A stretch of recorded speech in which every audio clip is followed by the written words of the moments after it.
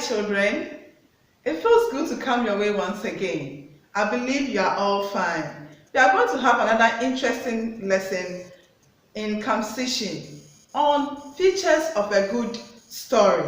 By the end of the lesson, you should be able to know each of these features we are going to talk about and give examples under each of them.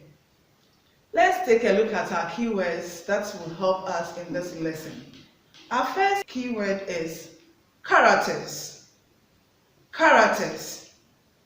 These are the actors or the individuals in a story or a play. They can be animals. We can use animals as characters, or human beings, perhaps anything at all. The table, the chairs can be used as characters. Our second keyword is setting. Setting. The place and the time in which the events of the story occur. The place it can take place in a forest, in a village, under the sea, etc.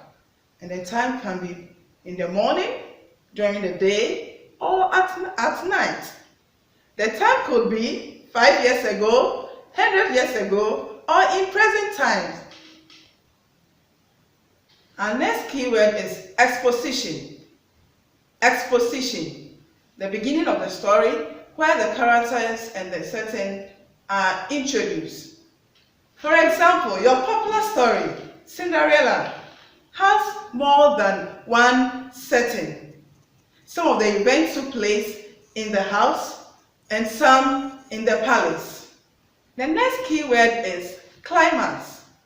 Climax. The exciting part of the story where one yearns to know the outcome.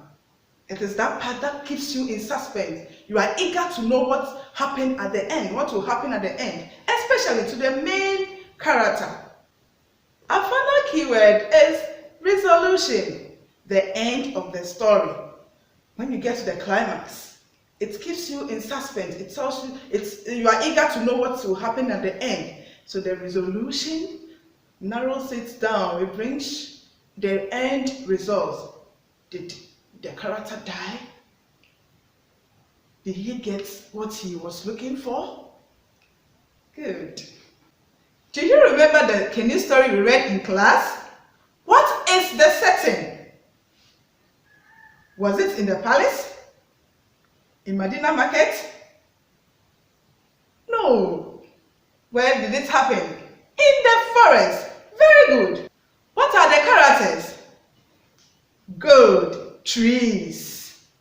Trees. What was the climax of the story? Good.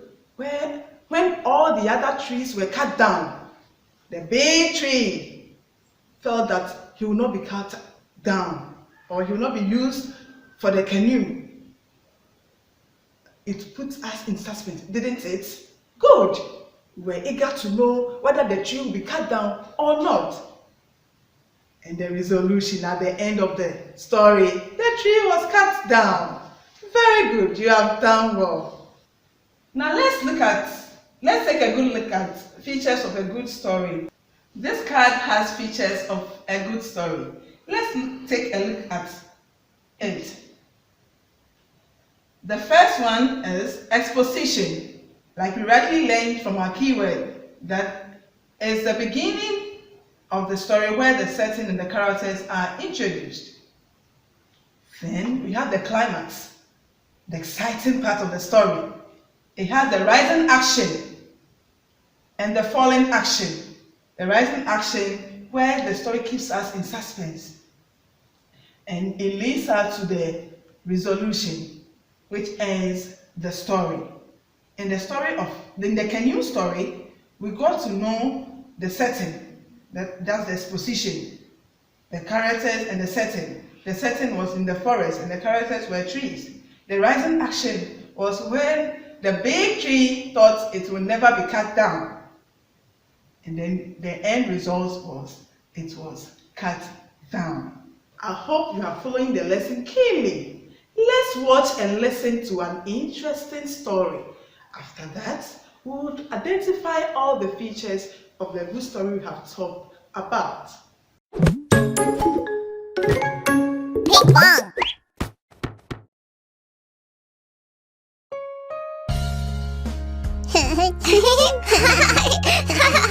The Ant and the Bird. On a hot summer day, a little ant went down to the river for some water.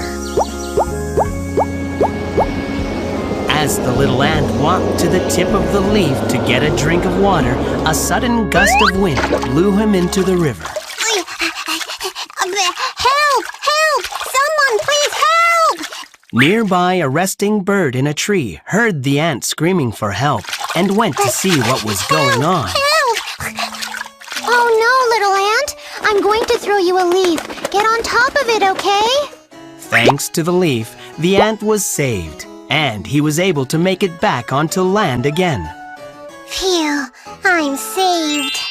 Thank you so much. I will never forget what you did for me. When the little ant looked up to look at the bird, he saw a hunter aiming his bow and arrow at his new bird friend. It's a hunter! Friend, watch out! There's a hunter! Quick, fly away, friend, fly away! Even after the ant's cries, the bird still had no clue as to what was going on. The little ant didn't know what to do except bite the hunter's foot. Ouch! Ow! The hunter threw down his bow and arrows and hopped in pain.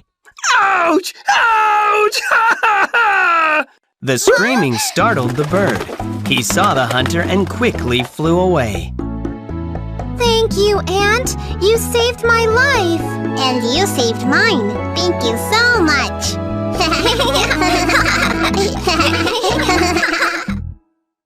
Now that you have watched and listened to the story, let's all try to identify the features of a good story. Who are the characters? Good. The ant, the dove, and the hunter. What is the setting? In the river and on the tree. At what time did it happen? During the hot summer. What was the climax of the story? Very good. When the hunter wanted to shoot the dove, we were in suspense. We wanted to know if the ant would save the dove as the dove saved the ant in the river. And what was the end result? What was the outcome, the resolution? The ant saved the dove, and they became very good friends.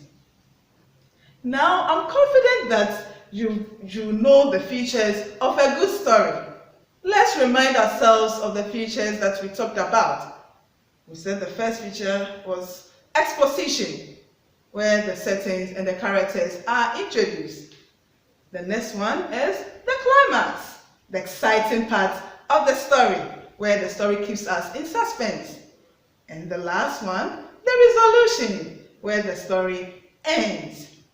Children, get a story of your choice, read it carefully, and identify all the features we have talked about. I will see you again. Bye.